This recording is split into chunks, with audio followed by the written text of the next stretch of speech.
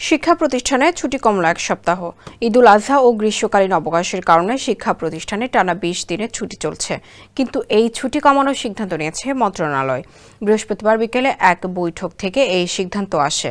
তাতে ছুটি কমেছে এক সপ্তাহ। চলতি বছরের শিক্ষাপঞ্জি অনুসারে এবার ঈদুল আজহা ও গ্রীষ্মের ছুটি শুরু হয়েছে ১৩ জুন। এই ছুটি চলমান থাকার কথা ২ জুলাই পর্যন্ত, কিন্তু তার আগেই শিক্ষা প্রতিষ্ঠান খুলে দেওয়ার ঘোষণা দিয়েছে মন্ত্রণালয়। মাহমুদ সোহেল জানাচ্ছেন বিস্তারিত। বিশেষজ্ঞরা বলছেন, চলতি বছর নানা দুর্যোগের কারণে শিক্ষা প্রতিষ্ঠানগুলো দীর্ঘদিন বন্ধ ছিল, তাই শিক্ষণ ঘাটতি কমাতে ছুটি কমানোর বিষয়টি আগে থেকেই চিন্তা ভাবনা চলছিল। এর আগে মাধ্যমিক এক শাখার একজন উপসচিব কালবেলাকে জানান,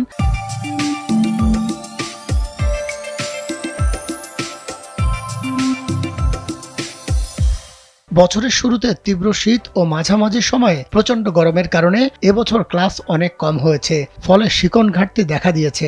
নতুন কারিকুলামে জুলাই মাসে যে ষান্মাসিক মূল্যায়ন হবে তার প্রস্তুতিও ভালো হয়নি, এমনকি অনেক শিক্ষা প্রতিষ্ঠান নির্ধারিত সিলেবাসও শেষ করতে পারেনি। বৃহস্পতিবার শিক্ষামন্ত্রী মুহিবুল হাসান চৌধুরীর নেতৃত্বে অনুষ্ঠিত শিক্ষা মন্ত্রণালয়ে বৈঠক হয়। সেখানে সিদ্ধান্ত হয়, এখন থেকে কলেজ সংযুক্ত শিক্ষা প্রতিষ্ঠান ছাড়া মাধ্যমিক পর্যায়ের অন্যান্য প্রতিষ্ঠানে শনিবার ক্লাস বন্ধ থাকবে। প্রজ্ঞাপনের মাধ্যমে তা জানানো হবে।